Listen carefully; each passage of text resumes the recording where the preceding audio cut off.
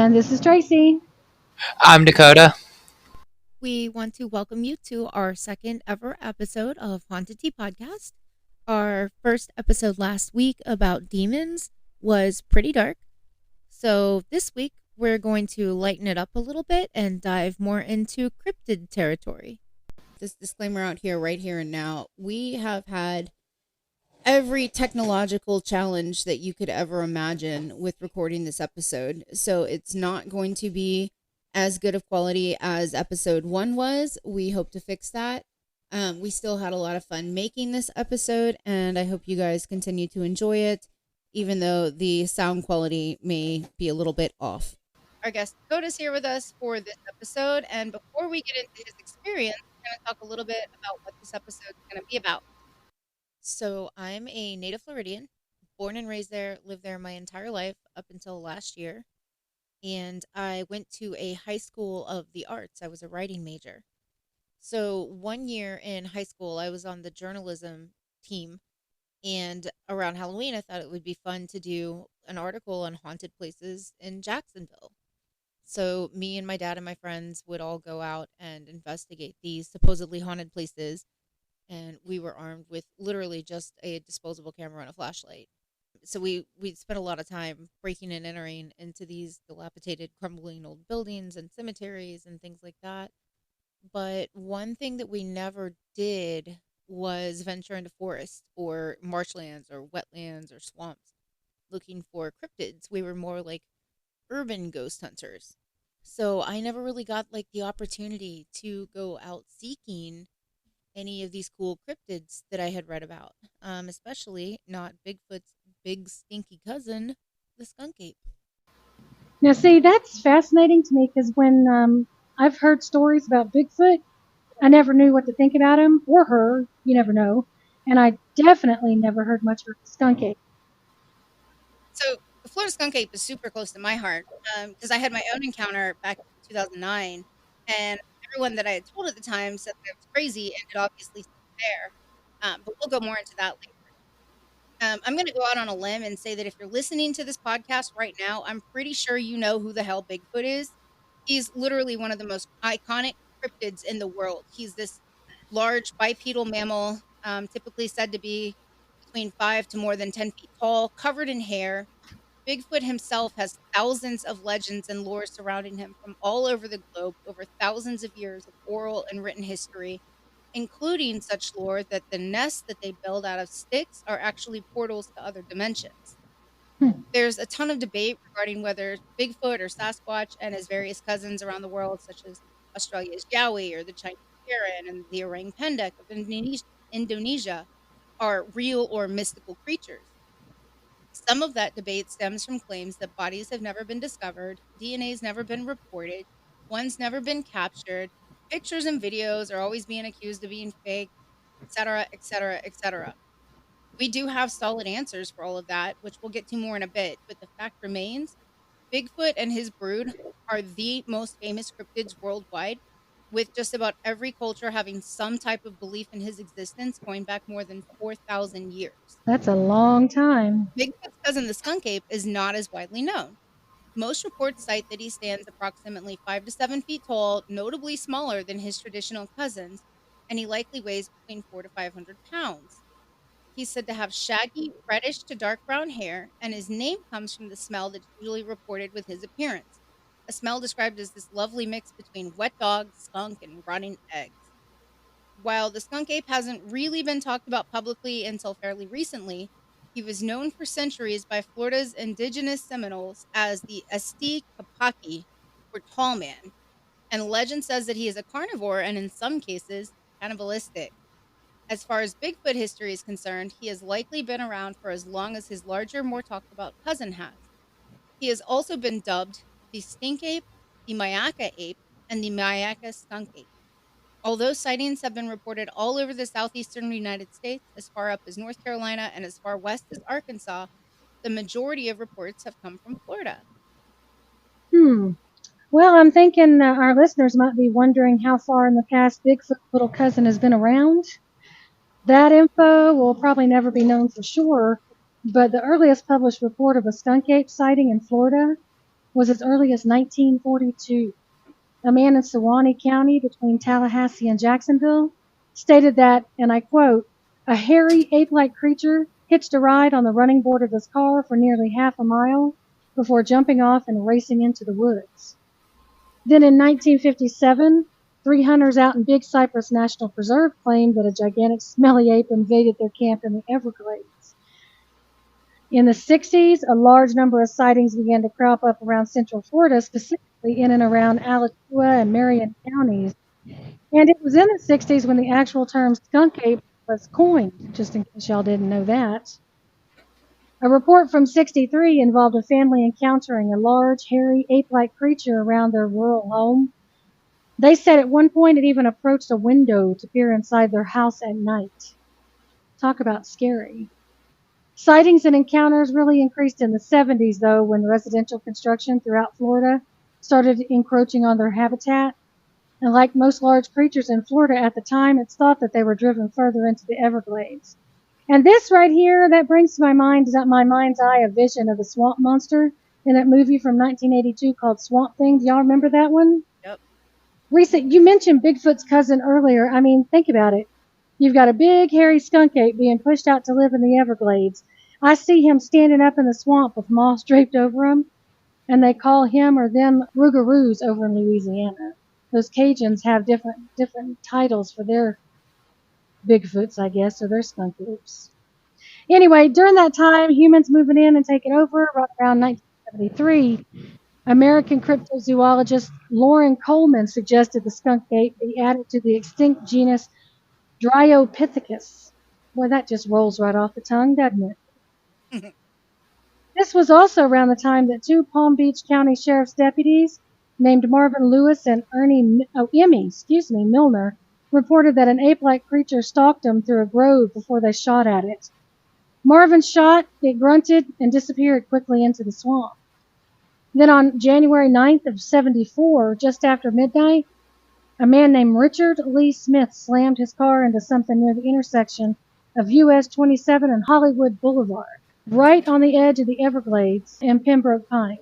He told Florida Highway Patrol that he'd originally thought he'd hit a tall man in dark clothes, but when he got out to check, a hairy, massive 7 to 8 foot tall creature picked itself up from the ground, roared at him, and charged his car. Holy shit. He slammed the car into drive and sped off. Over the next few hours, multiple drivers in the area called in reports of seeing a giant limping along US 27. At 2:12 a.m., Hialeah Gardens officers were dispatched to the area, and one of the patrolmen reported seeing a huge hairy creature limping along the road a few miles away from where the scene of the initial accident was. It then disappeared into the brush. At the break of dawn, 2 police choppers hit the skies and searched for hours, but nothing was ever found. That seems like an awful lot of law enforcement resources being deployed for those sightings. Can't imagine anyone thought they were just imaginary events when that's happening. Mm-hmm. In June of that same year, a Lake Worth farmer said that a skunk ape lifted one of his hogs, who weighed over 100 pounds, and tore it to pieces. It's unclear if that was to eat it or purely for fun. September of that year, a security guard in Wellington shot a skunk ape and began to approach him from the woods and ignored his commands to stop. After being shot, the creature ran back into the brush. In 1977, 2 golf course employees reported seeing a 7-foot-tall, hairy, ape-like creature sipping water from a lake on the course near Delray Beach and notified Palm Beach County Animal Control. July 14, 1977, Charles Steckman and his 13-year-old son Charlie were collecting bottles in the thick growth of red mangrove trees behind their Oceanside home near mile marker 94.5 in Key Largo, Florida. Charles was a Vietnam War veteran and former police officer, and while in the mangroves, he and his son both caught sight of an 8 or 9 foot tall skunk ape. He said it had a huge head and shoulders, long fur all over, and stank like a dirty wet dog. The noise he made was a high-pitched wailing. Then after that sighting, he cleared 30 feet of brush from around his home to hopefully prevent a return visit. But the family continued to smell the overpowering stench for the next few nights. That was when local law enforcement received a call about a massive creature crouched underneath the cover of a shed on this property. Three Monroe County Sheriff deputies responded, and one of their reports stated, and I quote again, "There's definitely a problem there. These people are truly scared to death." Charles's wife grabbed their three kids and fled to Homestead, Florida after catching a glimpse of the creature no more than 30 feet outside her bedroom window. Despite the police investigation, no trace of the creature was ever found, but Charles slept alone with his shotgun for nearly a month before deciding to join his family in Homestead. I mean, shit, I would too. Can you blame the guy? Reese, do you know of any other reported sightings? As a matter of fact, besides my own, there have been several other reported sightings. Hmm. On a sweltering Wednesday afternoon, July 16th of 1997, around 2 p.m., Pelican Tours bus driver Steve Goodbread had about 30 tourists on board and was riding along Turner River Road in Big Cypress. Didn't you mention that place earlier? Definitely. They were just east of the preserve. They were stopped at a wooden bridge when he and his passengers observed a massive creature standing upright behind brush about 300 feet away. They stated that the creature was at least 7 feet tall and its entire body was covered in thick brown hair. It appeared irritated, whether by their presence or not, no one knows, but it was rocking back and forth, shaking the bushes he was standing behind. That sounds pissed off to me. Steve and his passengers stayed put and watched the creature for at least 15 minutes. And at one point, he tried convincing one tourist to get out and take pictures of it with a telephoto lens on her camera, but she refused. Yeah, Steve, I'd be refusing too. In a later statement, Steve said it was probably a good idea that no one got off the bus. You think so, Steve? Steve said that even though he'd always believed in the possibility of the skunk ape, the experience had him badly shaken, and he has since refused to advertise or exploit the skunk ape with his tours. Well, I'm glad he gained at least a little bit of hindsight, aren't y'all? Right? The creature was still in his rearview mirror as they drove away. What's crazy is that not even a week later, 7:45 in the morning on July 21st, 1997, Jan Brock, a real estate agent, watched a skunk ape cross in front of her while driving on Burns Road in Big Cypress. Oh, there we go again. Yep. She described it as very shaggy looking, maybe 6.5 or 7 feet tall. Not even 15 minutes after that, Ochope Fire Chief Vince Dewar stopped his car and snagged a photograph of an upright, hairy creature and what was likely that exact same skunk ape that Jan had just seen as it entered the forest near his home. He said, and I quote, "At first I thought it was a bear, but bears don't stay up on two legs the way this thing was." Over the following 2 weeks, there were dozens of reported sightings of the creature in that area. In the year 2000, an anonymous woman in Sarasota near I 75 actually took pictures of a large hairy animal in her backyard. She mailed two of the photos along with a letter to the Sarasota County Sheriff's Department. In the letter, she stated that she was an elderly woman and had recently had fruit stolen off her back porch for several nights in a row. Finally, she went out there one night and caught the thief, and in the darkness blindly began taking photos. The animal was what she believed to be an escaped orangutan that could harm her family and the community by potentially spreading hepatitis. The photos have been heavily scrutinized by both skeptics and cryptozoological experts, and this is now known as the case of the Mayaka skunk ape. Their authenticity is still heavily debated to this day. One issue of concern is that it could be a hoax due to the woman refusing to come forward, but believers know the truth. We're gonna upload the pictures of the letter and some of the pictures that she took and the text of the letter to our Patreon page so you guys can be the judge. In 2013, a video hit YouTube that had made its way all the way to CBS Miami. It's of a large hairy creature deep in a field off the side of the road, also in Sarasota. The story goes that a man named Mike Falconer and his son Justin were driving along when they spotted two large, bipedal, ape like creatures in a field. As they pulled over to get a better look, more people started noticing the commotion and pulled over to see what was going on as well. The video, as most cell phone videos from the early 2010s are, were very grainy and kind of difficult to discern. But what's clear is that two large animals were moving along. Mike got out of his car and started filming, and as the creatures began walking back across the field towards the wood line, he and his son jumped out and began pursuing them. They eventually stopped filming and just began taking stills of the creatures. And although the pictures are grainy, there's definitely something there. We're going to link the article and the video itself to our Patreon page as well. As early as 2021, Dave Shealy, he owns the Skunk Ape Research Center in Okeechobee, Florida, and is a self proclaimed skunk ape expert, reported seeing one of these creatures right behind the headquarters. I'm betting you he baited something to try to catch pictures of it. What would he have used? Pigs? Apples? I don't know. Like, this thing's reported to be tearing apart pigs and stealing fruit, so there's no telling. Put an apple in a pig's mouth. Oh, sorry. Continue, please. According to multiple sources, Shealy said that his first encounter with the skunk ape was in 1973 when he was just 9 years old. He said it was a few years after his father had discovered a gigantic set of footprints while he was out deer hunting. The footprints were in the exact same preserve that the three hunters encountered the creature in 1957 that you talked about, and where the tour bus full of people watched the creature for more than 15 minutes that I talked about. Of his first encounter, Shealy recalls in an interview, "It was walking across the swamp, and my brother spotted it first, but I couldn't see it over the grass. I wasn't tall enough. My brother picked me up, and I saw it about 100 yards away. It looked like a man, but was completely covered with hair." His multiple encounters led to opening the research center, and he believes that there are at least 7 to 9 of the creatures living in the Everglades. In July of 2000, he caught a video of one of the creatures walking through a swampy marsh and towards a woodline. The video is grainy, again, as most are from that era. And while it does kind of just look like a regular guy in a gorilla suit walking across a regular field, Dave claims that the water was over a foot deep in that area, so no human could easily take strides through the water like that. We're also linking this video to our Patreon page. Well, those are just a few of the stories we've found while researching. The list goes on and on and on.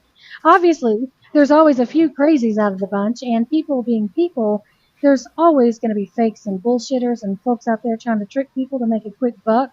But a lot of these witnesses and stories are pretty damn credible, honestly. Some of the points that skeptics like to bring up are the lack of verifiable hard scientific evidence, and there's always mention of the native Florida animals that the animal could be mistaken for. Hysteria, drugs, being overly tired, poor lighting. These are also points that are often brought up, so let's talk about them. Personally, I've worked with exotics and zoo animals since the early 90s. The past several years, I've run a sanctuary catering specifically to old world primates, primarily baboons, those of which have either been in medical research or relinquished from private ownership. So to me, from all descriptions and reports, personally, it doesn't seem that difficult to distinguish the difference between what's been reported as a Bigfoot or skunk ape from the domestic and most of the exotic animals, most especially large primates, that I've worked with. But I can see where a large non-human primate could be mistaken for a Bigfoot or skunk ape by someone else that's never been around him. The size difference, though, the skunk ape is said to be at least 5 to 7 feet tall, bipedal, which means on 2 legs, instead of down on 4 and weighing in between at least 4 to 500 pounds. Baboons and chimps, they get pretty big, but they don't get 7 foot tall. Neither do orangutans. There's also the elusive Florida panther, which could easily stand on 2 feet and stretch itself over 7 foot long, though it needs something like a tree or something else to be leaning against to get that kind of height. Or it'd have to be in the midair as a jump. It certainly couldn't be mistaken for a broad-shouldered, shaggy creature standing behind a bush, walking through a field, or thieving off a porch. Florida black bears could definitely be mistaken for a skunk ape at times if it's standing still on its hind legs as someone passed it quickly in a vehicle or boat. But they can't walk on 2 legs for more than a short distance and certainly couldn't run away very fast, especially upright. They'd be more likely to cause massive amounts of destruction while plundering through sheds or porches looking for snacks, though. Finally, we have the famous Florida monkeys, the rhesus macaques. They were introduced along what's now known as Silver Spring State Park in the 1930s. A commercial riverboat captain named Colonel Tui decided it would be a great idea to release about 6 of these guys. He released them onto an island in Silver River, and he thought, gee, it'll totally help bring in more tourists and therefore increase revenue for my riverboat tourism business. We now know this was a very stupid effort to increase tourism. And of course, unbeknownst to the colonel, these monkeys are excellent swimmers. So their great release ended up with them swimming off and going to an island across the river and into the forest. And they started breeding and breeding and breeding some more. By the 1980s, these monkeys had turned into around 400, and between 1984 and 2012, over 1,000 monkeys were trapped and removed from this population. In 2015, it was estimated there were approximately 175 rhesus macaques among 5 groups in Silver Springs State Park, and the population is still growing. Now, here's the thing. I mentioned chimps and baboons, the theory, but a lot of researchers, cryptozoologists, and primatologists, they all believe that Bigfoot and his stinky cousins are all descendants of some type of another type of primate, most likely orangutans. The only known Florida primates are the Silver Spring macaques, but there's one glaring problem. If baboons and chimps aren't near the size of reported skunk apes, the famous Florida monkeys are about half the size of the smallest adult baboon. The biggest macaque that ever lived was a Tibetan macaque, and he weighed in at a whopping 66 pounds, not even a quarter of the massive creature seen stalking the Everglades. There's a theory that some of the sightings may actually be orangutans that escaped from traveling circuses in the early 1900s, but even the largest orangutan recorded in living memory was 5 foot and 198 pounds. The average one is about 4.5 feet tall and weighs much less than 200 pounds. That still isn't as large as the smallest reported sightings of the skunk ape, which are generally said to be over 7 feet tall. So, in my experience, working with animals is many times a lot easier to deal with and manage than the people that interact with them. And Reese, with your experience in wildlife rehab and dealing with the public, correct me if I'm wrong, but we know how easily a 4 foot alligator can be reported as being a 12-foot long monstrous beast, and a little 3 foot garter snake is a 10-foot man eater, right? Oh my God, yes. We both know how easily people can panic and significantly overestimate the size of an animal in fear. That still doesn't account for the size difference in the macaques, who are much smaller and not covered in long, shaggy, brownish red fur. Maybe not fur, more like hair. The orangutan's physical description is much closer, but still doesn't match consistent reports spanning the decades. These escaped primates within the last century also don't account for the Seminole lore of this creature going back more than 200 years. The absolute closest possible relation to a known primate was to the Gigantopithecus, which fossils indicate stood as tall as 10 feet and weighed up to 1,100 pounds, although it did go extinct around 100,000 years ago. So there's that. Another interesting thing to note is that the macaques were released in the 1930s, and the first skunk ape sightings started rolling in during the 1940s. I'm not a huge believer in coincidences, but in this case, that may be exactly what it is. It's also worth noting that the Silver Springs River is further inland than where many of the early skunk ape sightings were reported. One of the things that when you're talking to somebody about Bigfoot cryptids or you're talking to a skeptic, one thing that gets brought up time and time and time again is where's the physical evidence? Where are the bones, the DNA evidence, the clear photographs and images? About the photographs and images, I'm gonna say something real quick.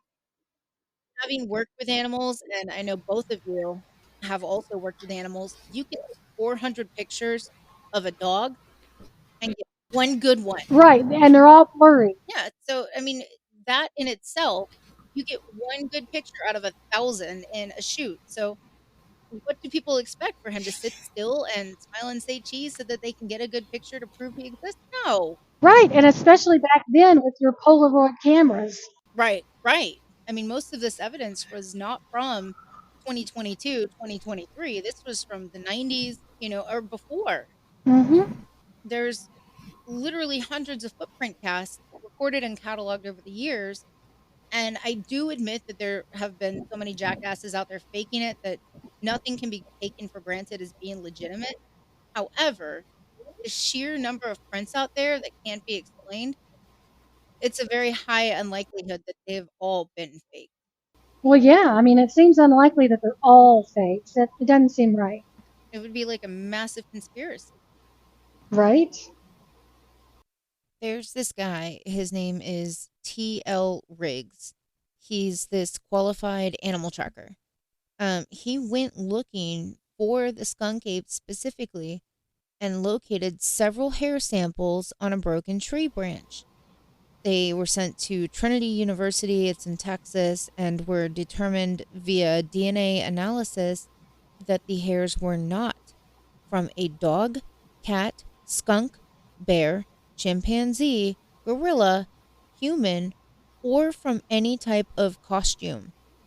Further DNA testing on the hairs proved inconclusive, which means that there is no known match in any database that contains thousands and thousands of specimens from all around the world, all different species, all different genuses and kingdoms. Nothing. Another huge question that's often posed is, why has no one ever found remains or corpses? The Bigfoot Field Researchers Organization published a statement regarding exactly this. Nobody looks for Bigfoot remains. With all of the researchers out there looking for scientific proof, there's never been any serious effort to look for remains of surviving wood apes in areas where they are rumored to reside. No one should ever expect remains of such an elusive species to be found, collected, and identified without some effort and lots of money. Very few remains of ancient wood apes have ever been found, even in Asia, where they were known to have been much more abundant. Millions of the gigantos lived and died in Asia over the ages, and all of the remaining physical evidence that we have of them could literally fit into a couple of shoeboxes. Fossils of any land animal are very rare. Remains do not become fossilized very often, but unless that happens, all the remains will, over time, become completely reabsorbed into the ecosystem. That's why it's the ecosystem. There would be remains and bodies and corpses and bones of animals everywhere if remains were not naturally recycled, including bones and teeth. Fossils or preserved bones of wood apes may exist in the Americas, but they would be exceedingly rare because these animals are rare to begin with, and only a tiny fraction of that population will actually die in locations and soils that would preserve the bones somehow. Odds are slim at best that any bones that are normally fragmentary would ever be found, collected, and identified unless a focused effort is actually made to look for them, and that takes lots of money. Until efforts are made in many places over a long period of time, nobody should be sitting there scratching their head wondering why we don't have any physical remains. I'm going to touch back on the photographic and video evidence again. It's something that's heavily scrutinized by believers and skeptics alike, and it is difficult weeding out cleverly done hoaxes. Especially in this day and age, realistic costumes and photo video editing software are abundant and at the fingertips of every jackass. It's hard to tell fact from fiction, even on like a regular news channel like CNN, let alone in these circles of monsters and mysteries. There's so much purposely fake evidence that's been reported that actually contains bear DNA or goat DNA or mistaken identities that expert Bigfoot hunters say the only real true way to prove that a skunk ape or Bigfoot or any other cryptid exists is to shoot and kill one for scientific analysis.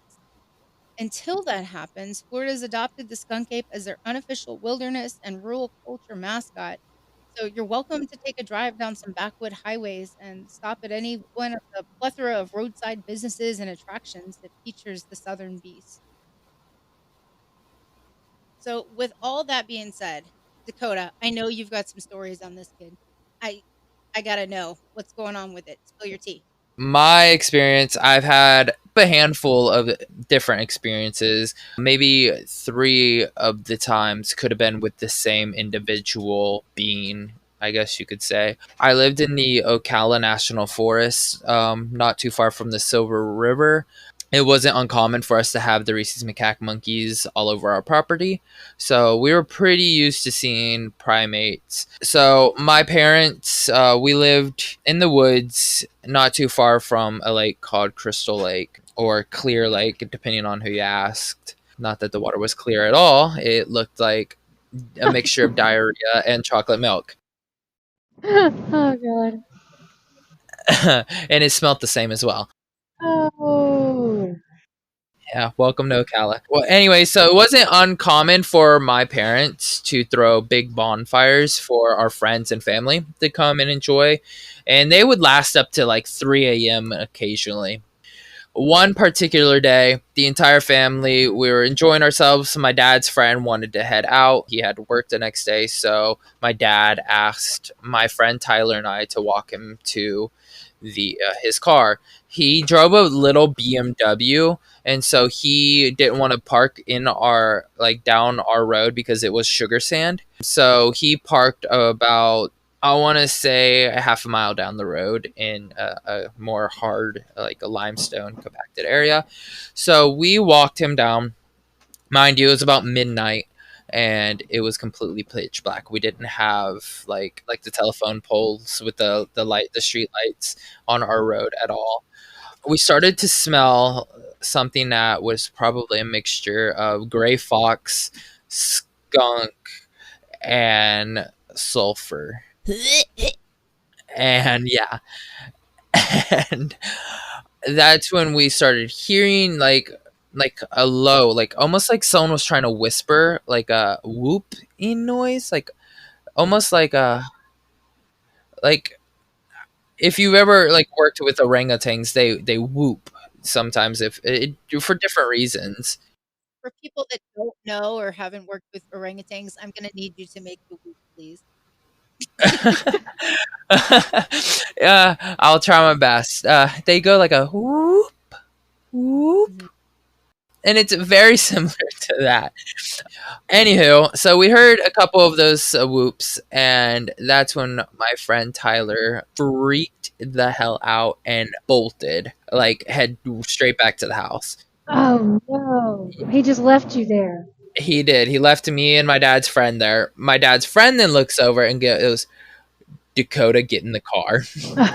And I look over, and there is a 6.5 foot tall, extremely hairy, and like it's long hair. Like when it was swinging its arms to run up an embankment into the wood line, it had like its hair probably came off its arms about 2 feet.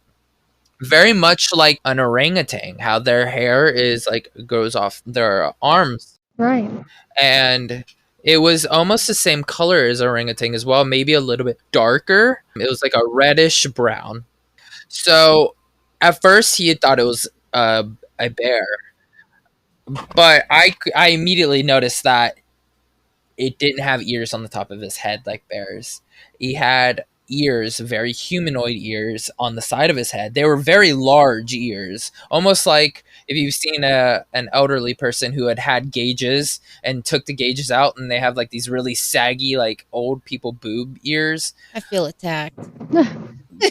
Very much that. And they were up against the head. That encounter lasted like maybe 10 seconds and it was gone very quick, and the smell lingered. So So, quick question. yeah, When you saw it running, was it running like with knees forward, or was it like, you know how when bigger primates, when they run, they kind of, they either they lope and they gallop, and they usually end up on all fours, not on two legs, but they kind of, if they're on two legs, they kind of walk or they run like almost like a pregnant woman, or they kind of waddle. yeah, So when you saw this thing running and it was on two legs, was it running straight with knees up and down, or like a primate? it was running very much like primate, like, knees bent out to the side, running to almost like a gallop to the side, kind of Okay, I kind of can see it. almost like it's doing like the side shuffle. Huh, that's interesting. If you can like picture it, how, like, especially both of you have experience with primates. I worked at a couple different exotic animal sanctuaries, and I'm an exotic veterinary technician of 10 years, so like I have a lot of experience working with all kinds of things, and I have never seen anything like that before. So like, I it was very mind-boggling. I was almost I mean, obviously I was terrified, but also at the same time very intrigued. Hmm. Like almost to the point where like you want to like go into the woods and see like get a better look of it, but also at the same time you know that that's not smart. Yeah, your morbid curiosity is like, oh, I gotta go look, but maybe not. Yeah. And then about I would say about 6 months later, and not too far from where that experience was, we lived near Clear Lake, out in the middle of the Ocala National Forest. A little bit north of us, about an hour's walk, was a prairie that was called North Prairie. It was a very popular hunting spot for all kinds of things. There was a black bear hunt there not too long ago. There were, obviously you can hunt whatever that's legal to hunt there.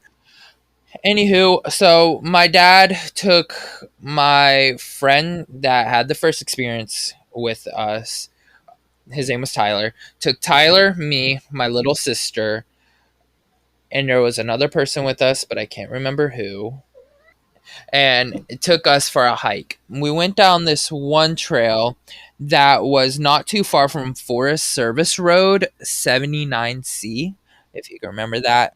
And we were hiking on a service road, and both sides was saw palmettos. And as it is, this service road was kind of indented down, and there was an embankment and about 4 feet off the road on both sides. So either way, we were kind of scrouched down, and there was no way we would see over the saw palmettos. Immediately came up on this horrible smell. Again, it smelled like gray fox, skunk, and sulfur. And I immediately knew what we were coming up on because I remembered that smell. That kind of smell sticks with you. Right. And so the saw palmetto is about 50, 60 feet off the trail. We're kind of shaking. And there were the granddaddy oak trees, or the live oaks, how they like spider down and like the branches. I'm sorry if you heard that. Get an exotic cat breed, I tell you. It's fun, they tell you. My serval just knocked down literally everything, including my tortoises. Oh my god. So at this point, we couldn't see anything, but a deer carcass was slung into the tree. How much of the carcass was left? Uh, a hind leg, the asin of a white-tailed deer, and like just part of the stomach. From the stomach up, three of the legs and the head gone. So this is like probably at least 20, 30 pounds of deer that just came flying at you. Yeah, for sure. Wow. Duck and run. Yeah. And so at this point, this huge, hairy, again, the same thing that I had seen, just a little bit bigger, stood up. And I would say we could probably see armpits up to the top of the head. It had a very cone like shaped head, ears that were really long and flat up against the side of the head, unlike a bear. It stood up and it was facing away from us. And again, it was like 50, 60 feet off the trail. It turned and looked at us. It had like I could tell like it had not like a normal nose. It had its nose was very pushed in. You could almost had almost Hmm. just like nostril holes. It had no top lip, very pushed down like Cupid's bow, and had a bottom lip. No hair on the eyelids. Trying to remember because this was so long ago. This was like 15 years ago. Not even. Probably like 10. I can only imagine the oh shit moment the second that thing turned around and looked at you.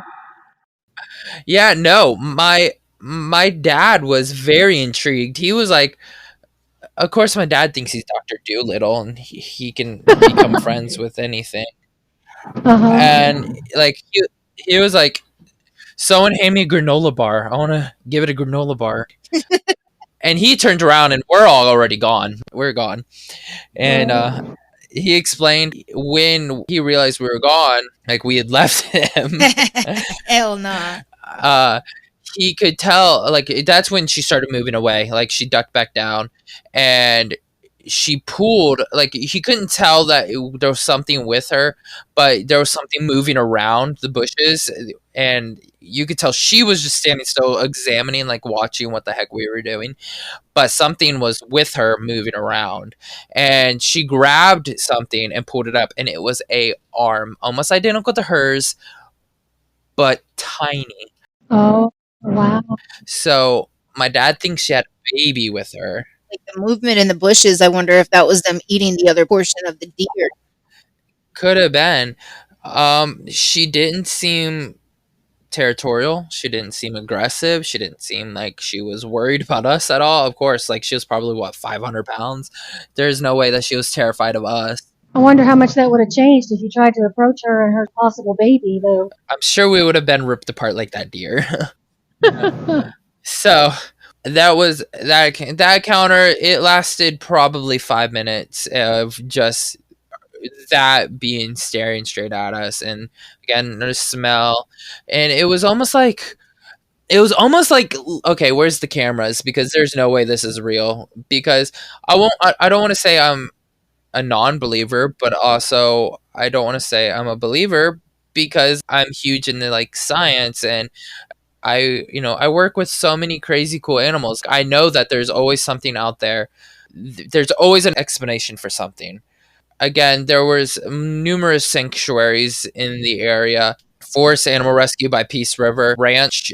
Not that they've ever had an escaped animal before, but they do have, and they were in the same neighborhood as us when we had that experience. They owned 190 acres, and they had 16-acre tiger enclosures, and they had, orangutans and gibbons and lemurs and wolves and servals and lynx and all of this.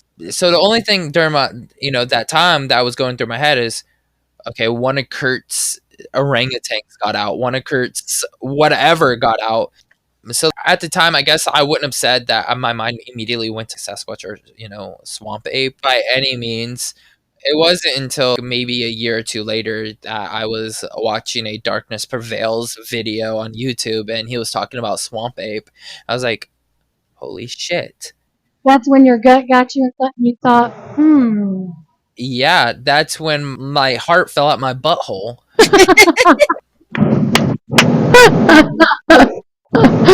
So, if you remember me talking about my friend Tyler, who's a part of two of the experiences. Yeah, I was going to ask you about him. I'm just wondering how many more trips you're taking Tyler on. Yeah. Tyler and I no longer communicate. Unfortunately, he ended up down the wrong path and is now still in the Ocala National Forest, but he is now in the Ocala National Forest addicted to methamphetamine. So, that is always a difficult struggle. yeah. So there was one more experience that I really remembered. So there was a book fair, and we got a book on cryptids. Me and Tyler were reading it, and there was, I'm gonna butcher this name, but if I'm not mistaken, it's from Borneo. There is a subspecies, according to this book, of the swamp ape and Sasquatch called the orange pekin or pekin. Orang pendek. Oh, yeah, we mentioned that earlier. Mm-hmm. Yeah. Well, so again, me and Tyler like to climb trees, and we would go out into the woods, and we would climb to the tops of trees and read books, or just talk. So one particular day, we were out in the middle of the woods on, if you've ever seen the movie Jeepers Creepers, there's one scene where the church is. We lived not too far from that church that they filmed that movie at. Well, there was a huge tree in the field behind the church that we would climb and would hang out for hours. My sister and I were already up the tree. Tyler was at the top, but he was like, okay, I gotta pee really bad. I'm gonna climb down and go in the woods pee. So he did that. And mind you, this was like an hour or two after we had just read about the, how do you pronounce it, Reese? Orang pendek. After we had read about that guy. And Tyler lets out a blood-curdling scream. And he just bolts out of the woods.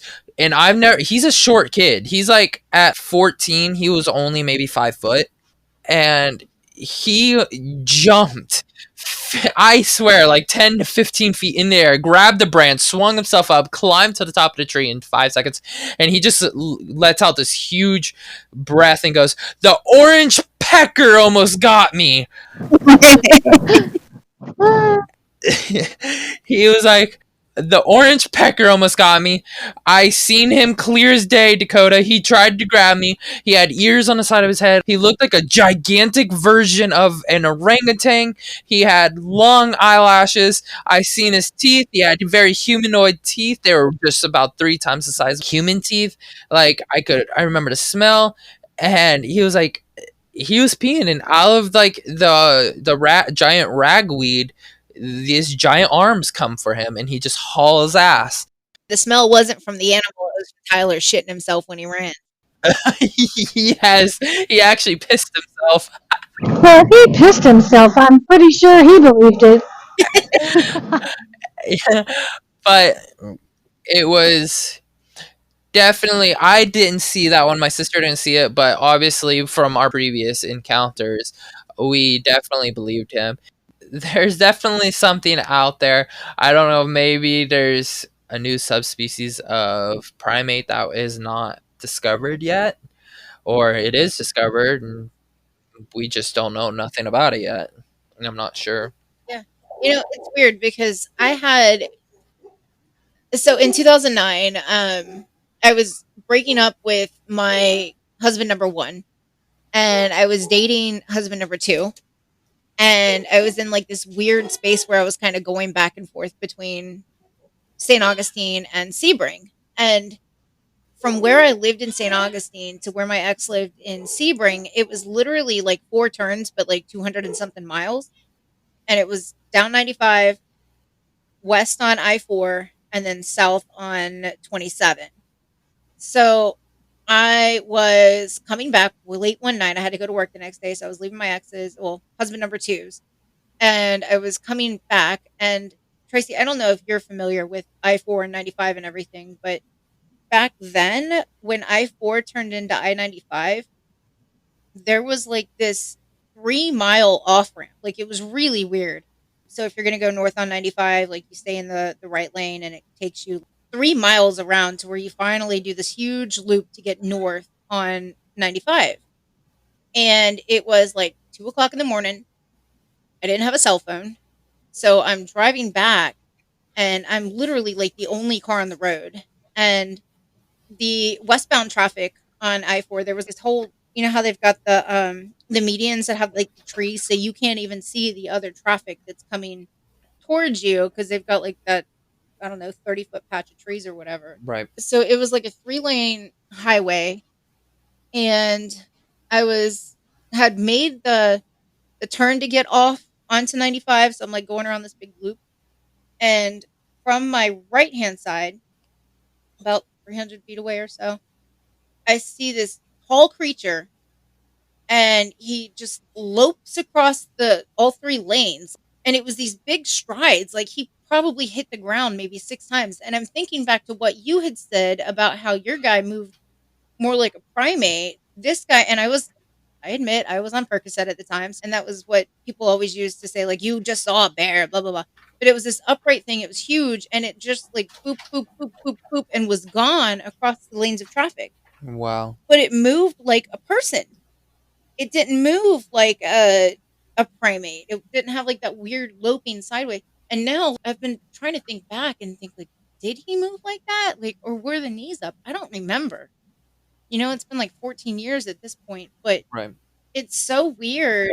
I don't know. It's going to drive me crazy trying to figure out like how this thing moved. And I've told the story so many times, and everybody's like, well, you were on drugs and it was just a bear and da da da da da. But it wasn't a bear. I know it wasn't a bear. I know it was dark. I know that there wasn't a ton of streetlights and everything out there, but I also know that it wasn't a damn bear. Right. I've always been like so convinced on what I've seen. I've always said I saw a Bigfoot on I-95, and this was before I even knew about the skunk ape. I'd never heard of it before. So in my mind, that's the only logical conclusion, was that it could have been Bigfoot. And now like trying to figure out, like, did it have the hair? Was it running sideways? Was it doing like that weird sideways kind of loop thing, or was it like straight up knees up and down, hauling ass. I don't fucking remember. What time of year was this? It would have been March. See, that's so crazy to me because March in here in Florida is still classified as pretty much winter Mm-hmm. or spring. Um, I was just googling some stuff about long hair and primates, and there's some really old article I found from the early 90s that states something about Sasquatch having longer hair during certain times of the year, possibly for warmth in the winter. Mm-hmm. And there was also something in there, I'll have to send you this link, about them being able to, depending on where in North America they are, in the fall, the leaves start turning oranges and reds and stuff. Their coat patterns change color with the seasons to help them blend in, Mm-hmm. like camouflage. Yeah. So certain times of the year, now I don't know how accurate this is because I don't think there's ever been, enough study or any study done on these animals, Mm-hmm. but it would make sense. Around the times that I had my experiences were fall, when there's reds and oranges and out. So maybe this swamp ape had reddish brown hair. And then in winter, when things start dying back and everything's brown, they get that brown color to blend in. Mm-hmm. Again, I don't know how accurate this is, but Maybe thicker fur like horses get instead of the long hanging hair like he's traditionally known to have. right, exactly. It's definitely all very interesting to me, and I don't know if we'll ever get enough research on it. And there's, dozens and dozens of articles and people and saying, oh, they found swamp ape, or oh, I killed swamp ape. And there's like an article on a YouTube video of like this guy who says he shot and killed swamp ape and he keeps them in his deep freezer, Mm-hmm. and he shows them all wrapped up in plastic. And again, that could be anything. Yeah. But again, we never know, because have we ever actually had anyone reach out to these people to see if we can, actually see it in person? Well, have they actually, even if people have reached out, are they willing to? There's a place in Nepal that had, it was like a monastery or something, but they said that they had evidence of the Yeti. And finally, they surrendered a hair to take for analysis, and it came back to be that of a goat. So are these people deliberately not sharing what they have because they know they're bullshitting, or like is it something real and they are going to try to cash in on it later? Exactly. It's one of those things that until one is actually shot and killed and displayed like they, used to do to the gunslingers back in the Wild West, we're never going to know for sure. It's sad to me that it's going to have to come to that for us to get information and studies done for us to learn about them. It's going to have to come to us killing them. Yeah, same with chupacabra and mermaids, fairies, elves, leprechaun, like any of the cryptid type animals. The what is it? The lizard man. Any of those are. That's the only way that there will be like irrefutable evidence that the public will believe. Like you said, try taking pictures of animals, and out of 100 you're going to get maybe one good Yeah, picture. Especially if you own Australian cattle dogs, you're not even going to get one good picture. exactly. Like something that you can hand over to any skeptic, and they'll be like, okay, yeah, that's not a costume. That's not photo editing. That's not Photoshop. That irrefutable evidence that cannot be picked apart and called a fake. Exactly. Well, Dakota, I appreciate you so much for coming on here and telling your story. Absolutely. And we'll have to do another episode with the mermaids. For sure. I look forward to it and spewing all of my knowledge on merfolk. Thank you so much for allowing me to spill my haunted tea. Really appreciate having you here, Dakota. It was great talking with you. Absolutely, anytime. Insert Sasquatch whoop. Do it. You got to do Please, please, please. Whoop! Uh, I hate myself. All right, guys. This concludes this week's episode of Haunted Tea Podcast. We have gotten our Patreon page up and going. It is live. Go check us out. We've got episode notes. Everything that we referenced from this episode will be in the show notes there. We have a Haunted Tea Podcast Facebook page that's going to have all of the episode news with upcoming episodes, things like that. There's also the Haunted Tea Podcast Ghostly Gossip Facebook group where you can go and talk to other listeners, discuss episodes, tell your own ghost stories. We're working on getting some merch together so you can rep us. And as always, send us your ghostly gossip to hauntedteapodcast@gmail.com. Thanks for listening. We'll see y'all next week. Stay spooky, y'all.